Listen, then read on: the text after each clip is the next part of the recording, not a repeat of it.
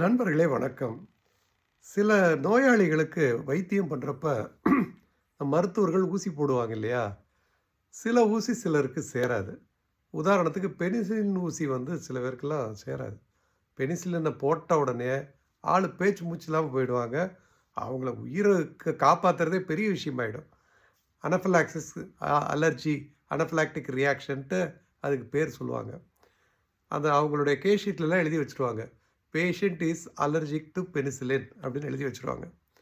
அதுபோல தான் மக்கள் சில பேர்கிட்ட சில விஷயங்கள் சராசரியாக கூட பேச முடியாது. பேசுனா அவங்க ரொம்ப ஹைப்பர் சென்சிட்டிவாக ஒன்றுமில்லாததுக்கெல்லாம் கோவப்படுவாங்க, எகிரி குதிப்பாங்க, சண்டை போடுவாங்க.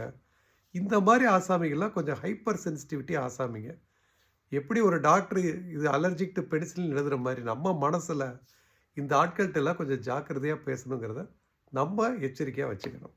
நன்றி.